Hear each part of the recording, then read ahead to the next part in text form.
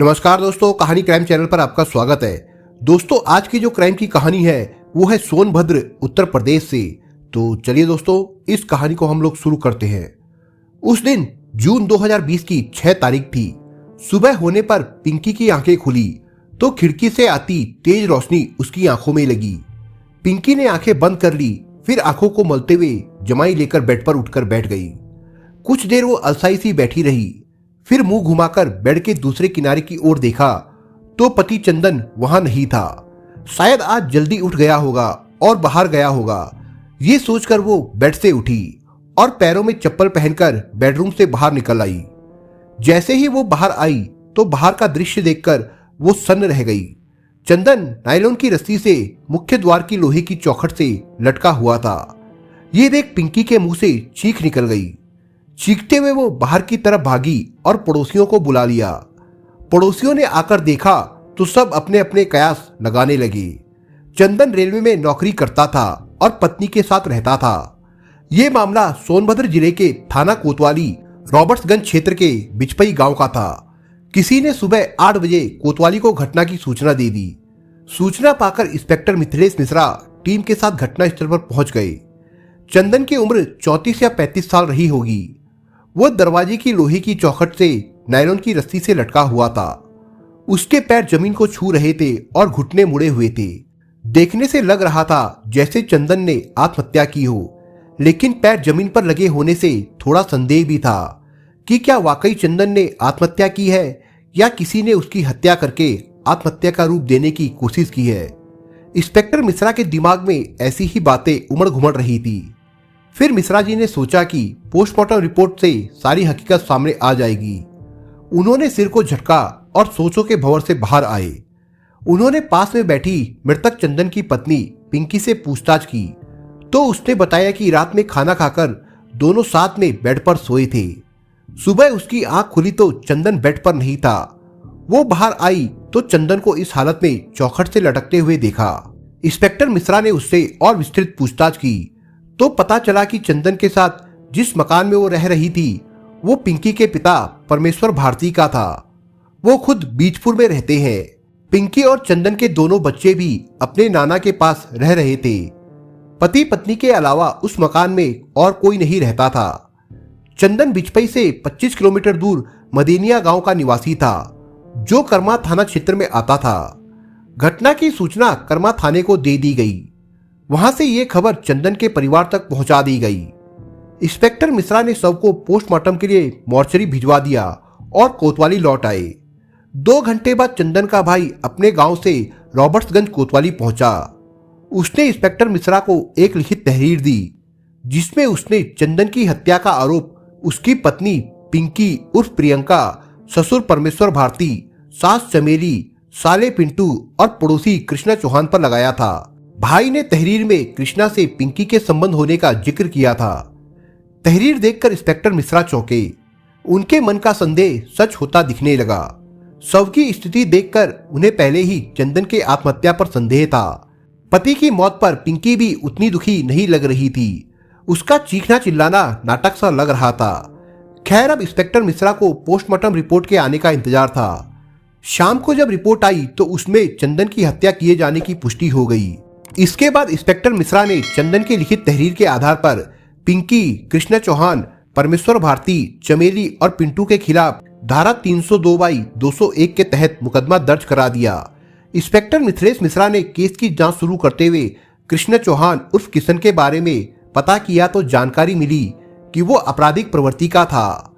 बिचपई में वो पिंकी के घर के पड़ोस में अपनी मां के साथ किराए पर रहता था। जांच के दौरान पूछताछ में यह भी पता चला कि कृष्णा का पिंकी के घर काफी आना जाना था। वो घर से गायब भी था। पिंकी और कृष्णा की कॉल डिटेल्स निकलवाई गई तो उसमें भी दोनों के संबंधों की पुष्टि हो गई। इसके बाद इंस्पेक्टर मिश्रा किशन उर्फ कृष्णा की गिरफ्तारी के प्रयास में लग गए। 11 जून को उन्होंने मुखबिर की सूचना पर रॉबर्ट्सगंज के रोडवेज बस स्टैंड से किशन और प्रियंका को गिरफ्तार कर लिया। भेद खुल जाने की आशंका से प्रियंका किशन के साथ कहीं भाग जाने की फिराक में थी, लेकिन पकड़ी गई। कोतवाली लाकर जब दोनों से कड़ाई से पूछताछ की गई तो दोनों ने चंदन की हत्या का जुर्म स्वीकार कर लिया और हत्या करने के पीछे की पूरी कहानी पुलिस को बयां कर दी। उत्तर प्रदेश के जिला सोनभद्र के थाना कर्मा क्षेत्र के मदेनिया गांव में शंकर भारती रहते थे। वो रेलवे में थे। उनके परिवार में पत्नी कबूतरी के अलावा एक बेटी राजकुमारी और 2 बेटे चंद्रशेखर व चंदन थे। उन्होंने सबसे बड़ी बेटी राजकुमारी का विवाह समय रहते कर दिया था। बेटों में चंद्रशेखर बड़ा था। वो किसी के यहाँ कार ड्राइवर की नौकरी करता था। सबसे छोटे चंदन ने बीए तक पढ़ाई की थी। सब कुछ अच्छा चल रहा था कि 2002 में शंकर भारती की मृत्यु हो गई। मृत्यु आश्रित कोटे में नौकरी की बात आई तो आपसी सहमति से चंदन का नाम दिया गया। 2004 में चंदन रेलवे में भर्ती हो गया। वर्तमान में वो चूर्क में बतौर कैबिन मैन कार्यरत था। रेलवे में नौकरी लगते ही चंदन के लिए रिश्ते आने लगे। एनटीपीसी में इंजीनियर परमेश्वर भारती बीजपुर में रहते थे। परिवार में पत्नी चमेली और एक बेटी पिंकी उर्फ प्रियंका व 2 बेटे पिंटू और रिंकू थे। पिंकी सबसे बड़ी थी। उसने बीए कर रखा था। परमेश्वर को चंदन के बारे में पता चला तो उन्होंने उसके बारे में जानकारी हासिल की। उस समय कर्मा थाने के जो इंस्पेक्टर थे वो परमेश्वर के रिश्तेदार थे। परमेश्वर ने उनसे बात की तो उन्होंने पता करके परमेश्वर को बताया कि लड़का बहुत अच्छा और सीधा साधा है, उसमें कोई ऐब भी नहीं है, सरकारी नौकरी में है। फिर रिश्ता तय हुआ और 2005 में चंदन और पिंकी का विवाह हो गया। पिंकी खूबसूरत और पढ़ी लिखी थी। वो अच्छे खाते पीते परिवार से ताल्लुक रखती थी। विवाह के बाद जब वो अपनी ससुराल आई तो वहां का मकान और रहन सहन उसे अच्छा नहीं लगा, लेकिन अब वो कुछ नहीं कर सकती थी। शादी के बाद पिंकी चंदन से जिद करने लगी कि वो बिचपई में रहे। बिचपई में पिंकी के पिता का एक मकान खाली पड़ा था। पिंकी ने उसमें चंदन के साथ रहने की बात अपने पिता परमेश्वर से कर ली थी। आए दिन पिंकी चंदन से बिचपई चलकर रहने की जिद करती। चंदन अपने परिवार के साथ रहना चाहता था, इसलिए पिंकी की बात पर ध्यान नहीं देता था। अपनी बात ना मानते देख पिंकी बीवियों वाले हथकंडे अपनाने लगी। उससे नाराज होकर बोलना बंद कर देती, खाना नहीं खाती थी। इस पर चंदन समझाता तो उसकी बात सुनती तक नहीं थी। आखिर चंदन को उसकी जिद के आगे झुकना ही पड़ा। वो पिंकी के साथ बिचपई में अपने ससुर परमेश्वर के मकान में रहने लगा। वक्त के साथ साथ प्रियंका 2 बेटों अमन और नमन की मां बनी। बच्चे जब स्कूल जाने लायक हुए तो पिंकी ने उन्हें नाना परमेश्वर के पास भेज दिया। चंदन कभी कभी शराब भी पी लेता था। पीने पर पिंकी कुछ कहती तो वो उसकी पिटाई भी कर देता था। पिंकी भी चंदन के साथ कुछ अच्छा व्यवहार नहीं करती थी। वो ज्यादातर मायके का ही गुणगान करती रहती थी। चंदन अपने घर वालों से बात करता या उनकी तारीफ करने लगता तो पिंकी के तन बदन में आग लग जाती थी। पत्नी के रूखे व्यवहार के कारण चंदन ज्यादा शराब पीने लगा था। शराब पीने के बाद दोनों में झगड़ा भी जरूर होता था। किशन उर्फ कृष्णा चौहान फुलाई तरवा आजमगढ़ का रहने वाला था। उसके पिता रामत चौहान ने 2 शादियां की थी। रामत चौहान पहली पत्नी और उसकी 2 बेटियों के साथ आजमगढ़ में रह रहा था। किशन उसकी दूसरी पत्नी रमा का बेटा था। कृष्णा अपनी मां के साथ 1.5 साल से पिंकी के घर के पड़ोस में किराए पर रह रहा था। वो आपराधिक प्रवृत्ति का था। रॉबर्ट्सगंज कोतवाली में उस पर 2019 में धारा 457/380/411 के तहत मुकदमा भी दर्ज था। 29 साल का किशन अविवाहित था। पड़ोस में रहते हुए उसकी नजर पिंकी पर गई तो उसकी खूबसूरती देखकर किशन उसकी ओर आकर्षित हो गया। चंदन अधिकतर ड्यूटी पर रहता था और प्रियंका घर में अकेली रहती थी। पड़ोसी होने के नाते पिंकी और किशन एक दूसरे को जानते थे, पर अभी तक उनके बीच बात नहीं हुई थी। दोनों की नजर एक दूसरे पर पड़ती तो जल्दी नहीं हटती थी। एक दिन किशन सुबह सुबह पिंकी के घर पहुंच गया। हमेशा की तरह पिंकी उस समय घर पर अकेली थी। दरवाजा खटखटाने पर पिंकी ने दरवाजा खोला तो किशन को खड़े पाया और उसके मुंह से निकला, अरे आप? जी मैं आपका पड़ोसी किशन, जानती हूँ आपको, बताने की जरूरत नहीं। पिंकी ने मुस्कुराकर कहा, अरे अंदर आइए, बाहर क्यों खड़े हैं? औपचारिकतावश पिंकी ने कहा तो किशन बोला, चाय बनाने जा रहा था तो देखा चीनी नहीं है, अभी दुकानें भी नहीं खुली है। फिर सोचा पड़ोसी ही पड़ोसी के काम आता है, इसलिए आपके पास चला आया। इसी बहाने आपसे परिचय भी हो जाएगा। अच्छा किया, अब मैं खुद आपको चाय बनाकर पिलाती हूँ, उसके बाद आप चीनी भी ले जाइएगा।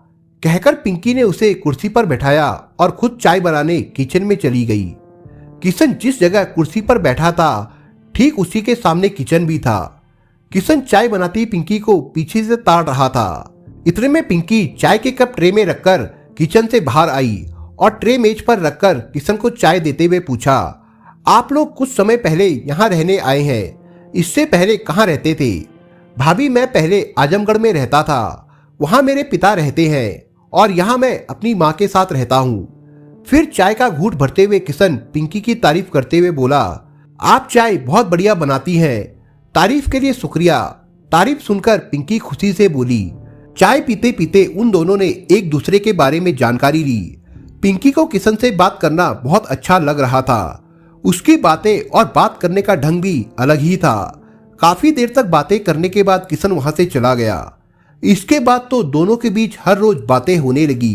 किशन किसी न किसी बहाने से पिंकी के पास पहुंच जाता।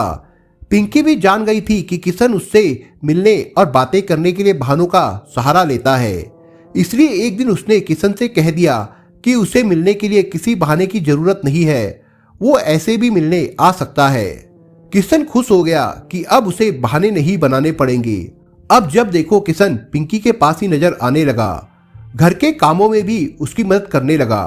साथ में काम करते करते हंसी मजाक करते कब समय बीत जाता उन दोनों को पता ही नहीं चलता। चंदन के घर आने से पहले ही किशन वहां से चला जाता था। दोनों को एक दूसरे के बिना कुछ अच्छा नहीं लगता था। किशन तो जानता था कि वो पिंकी को जी जान से चाहने लगा है, लेकिन अब पिंकी को भी एहसास होने लगा कि किशन चुपके से आकर किस तरह उसकी जिंदगी बन गया है, उसके दिलो दिमाग पर छा गया है। पिंकी के दिमाग में सिर्फ उसकी बातें ही घूमती रहती थी। किशन पिंकी के दिलो दिमाग पर ऐसा छाया कि वो भी उसकी ओर खिंचने लगी। जब प्यार का एहसास हुआ तो वो भी किशन से मजाक करके लिपटने चिपटने लगी। पिंकी का ऐसा करना किशन के लिए शुभ संकेत था कि वो उसकी होने के लिए बेताब है। ऐसे ही समय गुजरता गया और एक दिन दोनों के बीच में अनैतिक संबंध भी बन गए। उनके बीच एक बार जो अनैतिक रिश्ता बना तो वो बार बार दोहराया जाने लगा, लेकिन ऐसे रिश्ते की सच्चाई अधिक दिनों तक छिपी नहीं रह पाती। एक दिन चंदन ने दोनों को रंगे हाथों पकड़ लिया। इसके बाद किशन तो वहां से चला गया, लेकिन चंदन ने पिंकी को जमकर पीटा, साथ ही आगे से ऐसी नापाक हरकत ना करने की हिदायत दी। पिंकी के इस गलत कदम से चंदन परेशान रहने लगा। उसकी अपने भाई चंद्रशेखर से बात होती रहती थी। उसने भाई को भी पिंकी के किशन से अवैध संबंध के बारे में बता दिया। दूसरी ओर पिंकी पर चंदन द्वारा की गई पिटाई और हिदायत का कोई असर नहीं हुआ। वैसे भी चंदन हर वक्त घर पर नहीं रह सकता था। इसके अलावा घर में पिंकी पर नजर रखने वाला भी कोई नहीं था। पिंकी पहले की तरह ही किशन के साथ रंगरलियां मनाती रही। वो चाहती थी कि उसके और किशन के रिश्ते पर कोई तर्क वितर्क ना करे।